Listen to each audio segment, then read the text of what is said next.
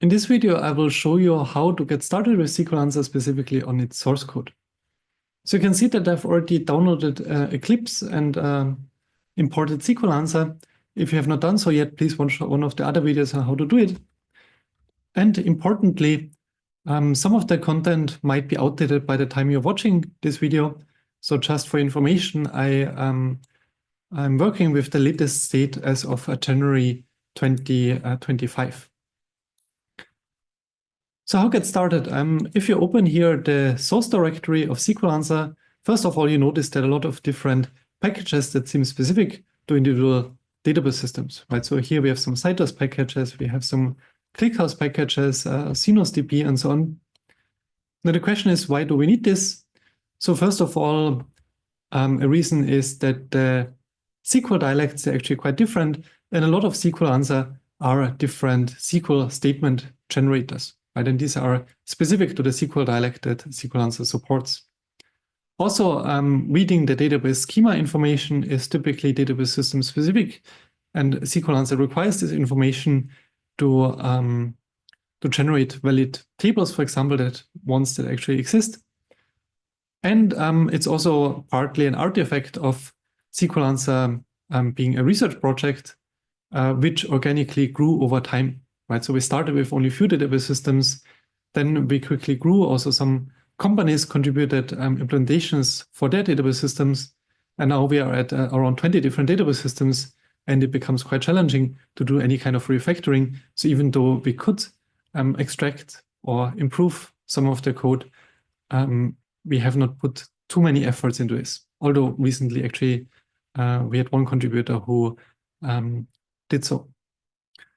But let's now look into some of the source code, right? So now I will focus on DuckDB. This is one of the cleaner implementations.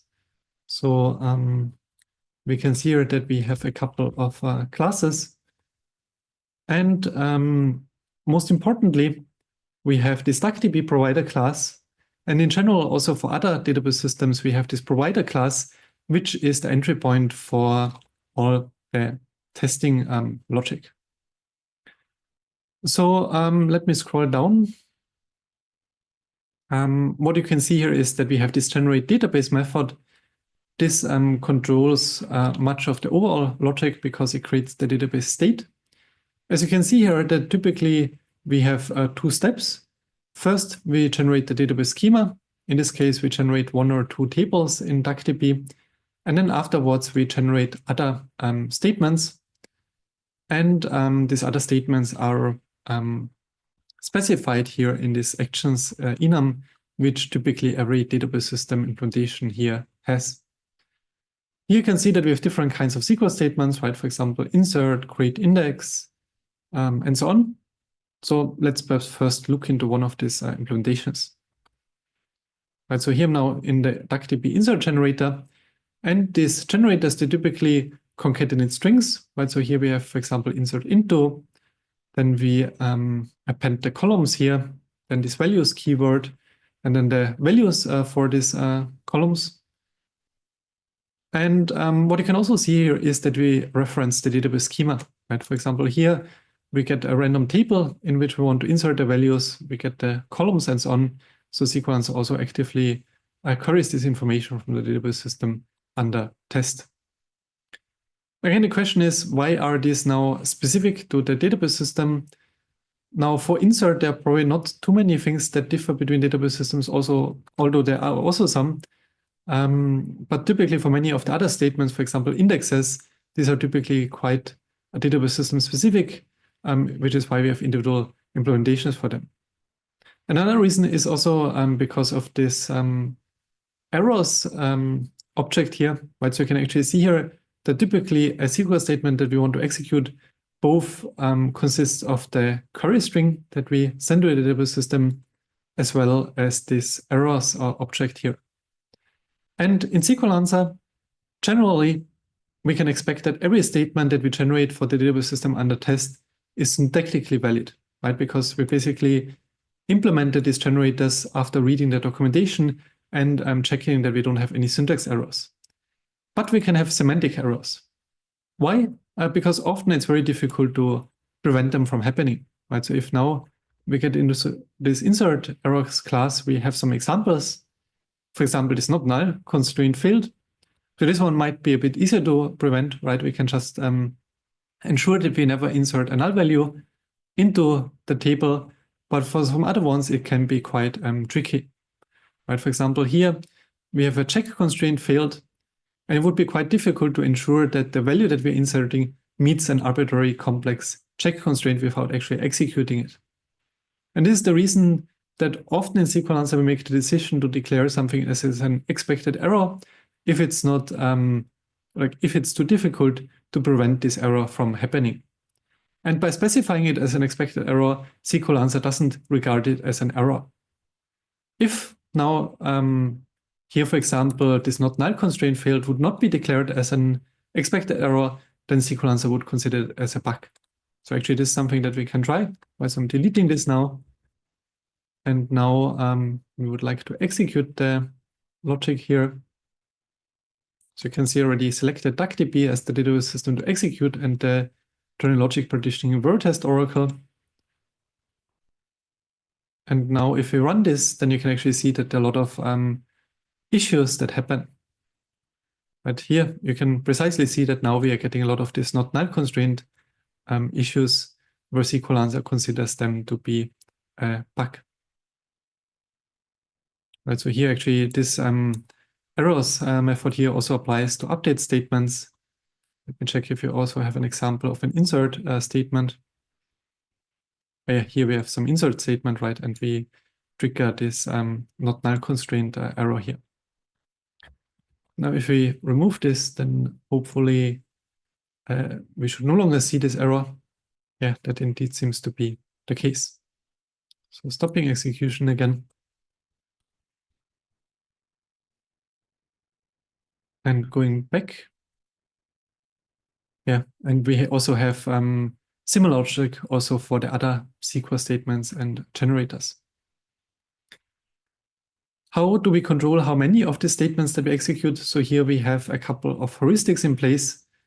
For example, for update statements, we will generate from 0 to how many statements this max num updates here option specifies. So these are typically empirically determined values. For example, here, if we go to this insert, number of insert statements, you can see that it's actually quite low. And the reason for this is that we don't want that that computing the result takes too long, right? Assume that we have we have 2 or 3 tables, and then we fetch, let's say, the cross product of all tables. Then if you have too many rows, this can take a very long time. This is why we ensure that each database is quite small.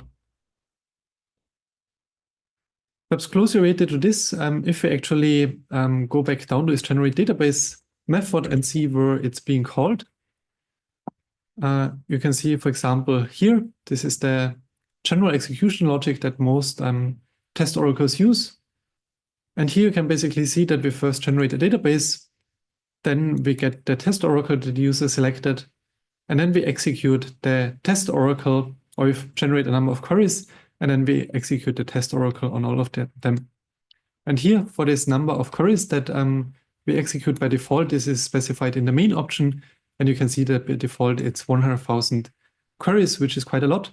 But we empirically determine that typically creating the database state takes quite long, whereas executing queries on a small database is typically very fast, and this helps us to achieve a higher testing throughput. Because I see it here, this is also a pattern that you can sometimes see in SQLancer. You can see this ignore me exception. So typically, in some situations, it might be quite difficult to proceed with generating a certain feature. Let's assume you want to drop a table, right? You can generate a drop table statement, but there are no tables in the database system because because another drop table statement already dropped the last one. In this situation, you cannot really proceed. So what you can do in SQLancer or in the generator is you can throw an ignore exception, and then we'll just continue trying something else without considering an error. So this is where this generate database method is called. You can actually also see a second color of this, which is the query plan guidance approach, which is a more sophisticated database generation approach that uses some feedback guidance. It's not implemented for all test oracles, but you can try it. It should be more efficient and effective in finding bugs than the baseline one that we are using here in this example. Great, so we have seen now how we can generate different kind of statements. Perhaps here I can also show you what I said before is that SQLancer actively queries the database system under test to determine the database schema. So this is done here in this DuckDB schema class. And this also exists for other database systems. And there you can see, for example, that we have a method to query all the table names, which is specific to DuckDB, and here probably also SQLite. Same also for some other features. This is also database system specific. Now, another thing is how we generate expressions. So for example, queries will use expressions indexes if they support creating indexes on expressions. So here, every implementation typically supports an expression generator or implements an expression generator class. And typically how it's organized is that there is a node type, right? This might be, for example, a binary comparison operator. And then in this main generate expression class, we'll randomly pick one of these operators. Right? So here you can see that basically we pick one of these expression types here. And yeah, we randomly select one. And then we generate this node as well as all the required child nodes. Right? So here for this binary comparison operator, for example, we need two sub-expressions, and you can see here that we call the same method again, but now specifying a greater def. And then once we exceed a certain def, there is actually a standard option that defines, I think, a def of 3 by default. So if we exceed this, then we'll generate a leaf node, which here either is a column or a constant. So here, one thing that is interesting is also the difference between typed and untyped expression generators. There perhaps I can actually first go to the contributing guide here. So we already covered expected errors. We also covered this ignore me exception. Now we cover typed and untyped expression generation. And there, perhaps let me just directly copy the example that we provide here and go to dbfiddle, which allows me to execute some statements on different database systems. So here, let's say if I execute this on Postgres, then this will fail. And the reason is that actually here we're using a Boolean predicate, but the Boolean predicate has a text data type. And Postgres doesn't support any implicit types typically, which is why this statement fails. But even if this were an integer here, Postgres would still not accept it.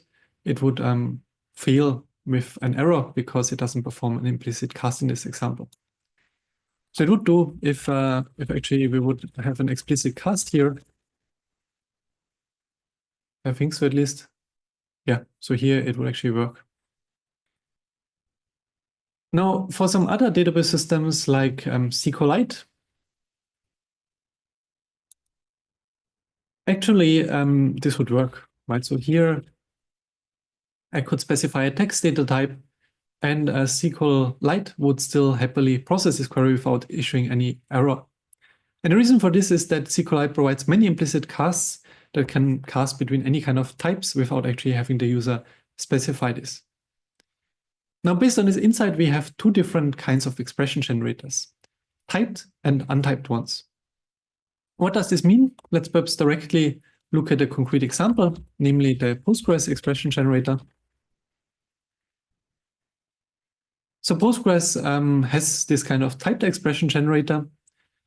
And what this essentially means is is that we have methods that are specific to the return type that we want to generate.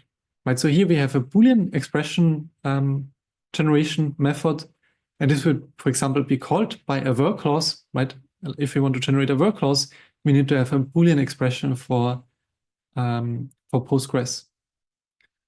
And this means that at this point, we can only choose all the Boolean or all the operators that will produce a Boolean result.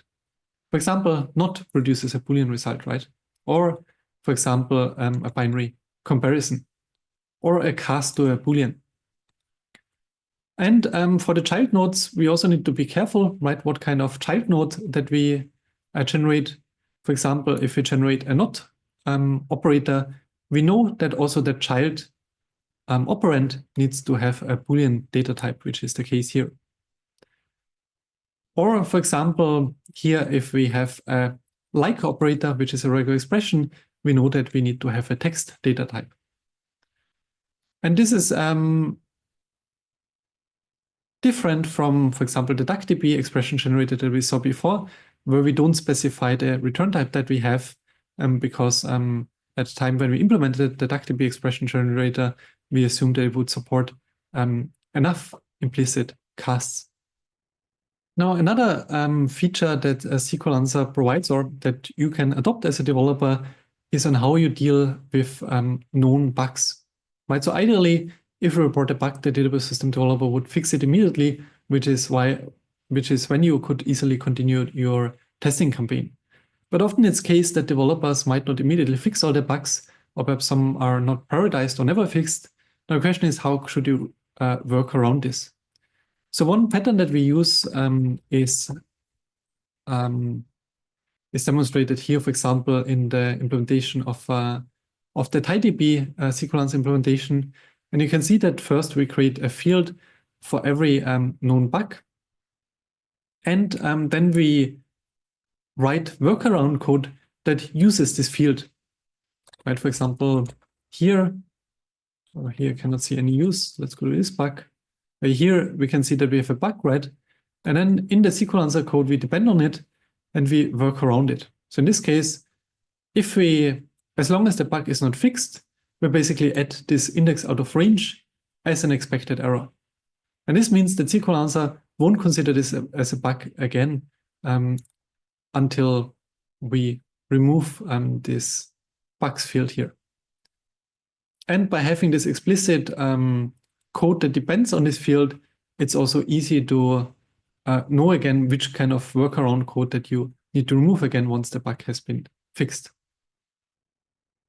Now, I already covered this in another video, but let me just repeat also about the options, right? So here we have, first of all, the main options.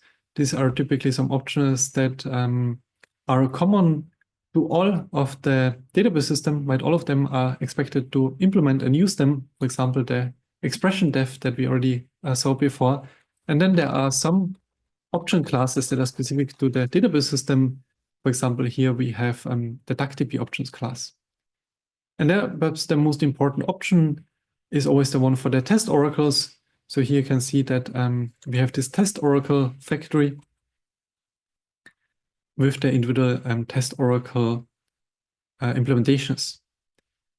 Here you can actually see that we have one improved implementation of test oracles. So now, for example, for NOREC, we have one NOREC oracle that is shared among all the different database system implementations. Right, so this is generic to all of the database systems. But then for some other ones, let's say here, for example, this Tornado logic partitioning having tester, this is still specific to DuckDB. Now, we covered most of the interesting issues or features. So here, I just wanted to also share that we have these ASTs that are currently mostly specific to a database system implementation. Right here, for example, we have a constant node, or we have these different operators where we specify, for example, here that we have a postfix operator or a ternary operator and so on. And then we also have this toString visitor that most database systems implement, which ensures that these AST nodes are serialized to a string in the expected way so that we can pass it to the database system under test. So that's it. I hope that helped to get started with the source code of SQLancer, and hope to see you again in the other videos. So thanks for listening.